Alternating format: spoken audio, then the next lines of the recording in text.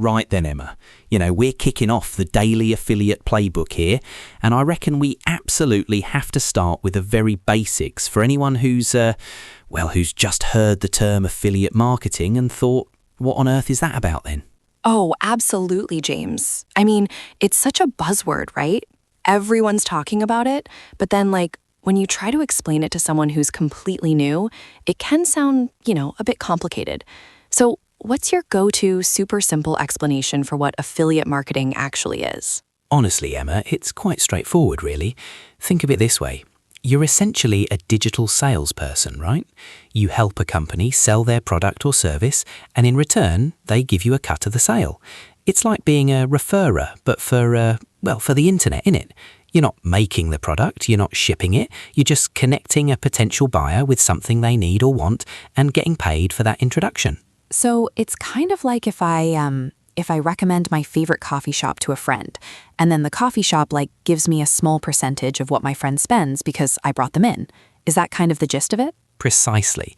Except instead of just word of mouth, you're doing it, strategically online, through a blog, social media, a podcast like this even. And the beauty of it is you don't even need to hold any inventory. It's quite brilliant when you think about it, truly. Okay, that makes sense.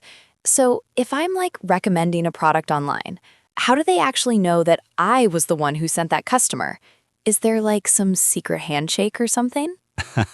No secret handshake, thankfully. It's all done through something called a unique affiliate link. When you sign up for an affiliate program, you get this special URL. Anytime someone clicks that link and then makes a purchase, the merchant, that's the company selling the product, they can track it back to you. They know you send that customer. It's all down to cookies, really, little bits of data stored on the user's browser. Cookies, got it. So if someone clicks my link and buys something, I get a commission.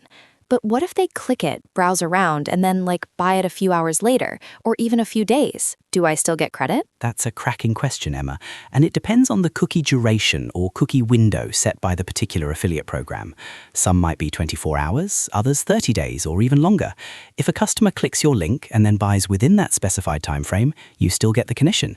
It's why choosing the right programs with favorable cookie durations can make quite a difference, It gives you a longer window for the sale to convert. Oh, that's smart. So it's not just about getting the click, but also about the timing and the structure of the program. Fascinating. So essentially, the merchant handles all the transaction stuff, the customer support, the shipping, and I just focus on the promotion? Precisely. Your main job is to drive traffic and encourage those clicks. The rest, the heavy lifting of fulfillment and customer service, that's entirely on the merchant, which, is why it's such an attractive model for many, many people getting started in online business. It strips away so much of the traditional business complexity, doesn't it? Okay, so it sounds pretty good so far. What are the big advantages, though? Why should someone choose affiliate marketing over, say, starting their own e-commerce store or something?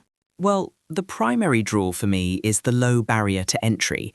You don't need a huge upfront investment, unlike an e-commerce store where you're buying inventory, renting storage, that sort of thing. With affiliate marketing, you can literally start with just a blog or a social media presence, and it's incredibly flexible.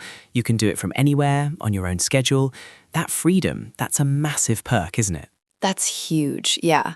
Not having to deal with inventory or customer complaints sounds pretty amazing too. I've heard some people say it's like having, a hands-off business. Is that true? It can be to a large extent. You're not dealing with the after-sale hassle, which is brilliant. Plus, there's a huge variety of products and services out there, so you can always find something that genuinely resonates with you and your audience. You're not stuck promoting one thing you don't care about. And the scalability is incredible. Once you find what works, you can really ramp it up, can't you? There's no limit to how many products or services you can promote, or how many different niches you can explore, as long as it's authentic to you. Right. So if I'm passionate about hiking gear, I can just review hiking gear and share links. And if I'm also into healthy eating, I could do that too. It's really about building trust with your audience around things you actually know about, right? Exactly, Emma. Trust is paramount. And that brings us to, a crucial point, authenticity.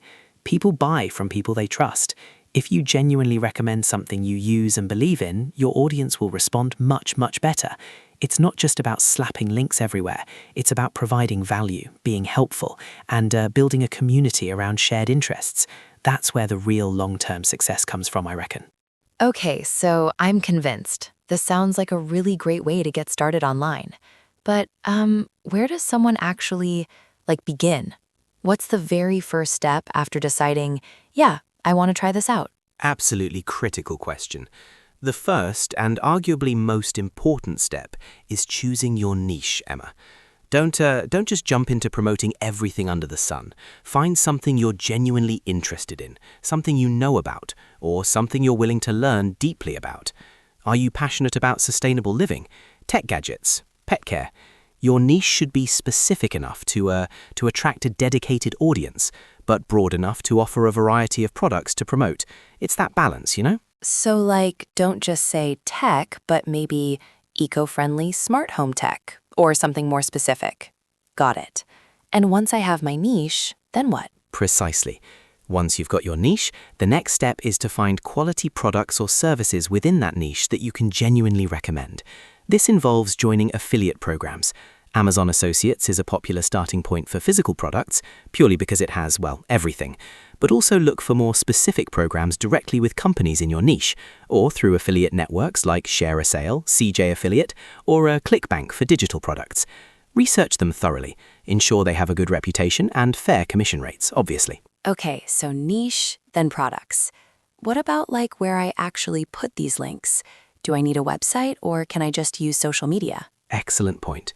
While a dedicated website or blog gives you the most control and, makes you look more professional, you can certainly start with social media, YouTube, or even a podcast. The key is to pick a platform where your target audience hangs out and where you can consistently create valuable content. Don't try to be everywhere at once. Start with one, get good at it, and then expand. That's often the best strategy for beginners, I find. All right, so we've got the basics down for getting started, but I'm sure there are common mistakes that people make when they're first diving into affiliate marketing. What should we definitely try to avoid? Oh, absolutely. The biggest blunder, I'd say, is, promoting everything and anything just for a quick buck. That's a surefire way to lose trust with your audience. Stick to products you genuinely believe in, as we said. Another common mistake is not disclosing your affiliate links. In many places, including the UK and obviously here in North America, it's a legal requirement to disclose that you might earn a commission. Transparency is absolutely key. Oh, that's a really good point about disclosure. I've seen that affiliate link or ad at the top of posts. So it's not just good practice, it's actually required. What else should people watch out for? Indeed. Then there's the trap of focusing purely on sales over value. If all you do is push products, people will quickly switch off. Provide helpful content, solve problems, entertain, and then naturally weave in your recommendations. Don't be too spammy with your links. And another one, don't get discouraged by slow initial results. Building an audience and generating consistent sales takes time and persistence. It's not a get-rich-quick scheme. It's a legitimate business model that requires effort, truly. Yeah, I can see how that would be tempting, just putting out links everywhere. So long-term, what's the goal with affiliate marketing? Is it just to keep promoting more products, or does it evolve into something else? It absolutely evolves. Long-term, you're building an asset, your audience, your platform, your brand. As you grow, you might consider creating your own products, getting higher-paying sponsorships, or diversifying your income streams further. Affiliate marketing is often the excellent stepping stone, the first step into the much wider world of online entrepreneurship. It teaches you so much about marketing, content creation, and, understanding what an audience actually wants, doesn't it? Wow, James, this has been incredibly insightful. It really breaks down what affiliate marketing is and how to actually start without feeling totally overwhelmed.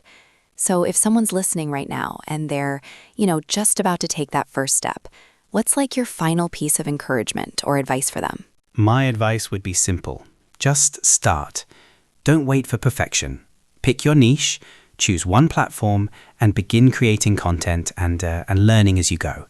Experiment. See what resonates with your audience and adapt. It's an iterative process, isn't it? The most important thing is to take that very first step and remain consistent. And, have fun with it. If you're enjoying what you're doing, that passion will absolutely shine through and attract people. That's such great advice, James. Don't let the fear of not being perfect stop you from even getting started. Just dive in and learn as you go. I love that. And it sounds like building genuine connections with your audience and really providing value is like the secret sauce here. Couldn't agree more, Emma. Value and consistency. That's the winning combination, hands down. So for anyone out there listening who's been curious about affiliate marketing, hopefully this has given you a solid foundation and the confidence to kick things off. This is just the beginning of your journey, and we'll be here, obviously, on the Daily Affiliate Playbook to guide you every step of the way. Exactly. So stay tuned for our next episode where we'll dive even deeper. Thanks for tuning in, everyone. Cheerio for now.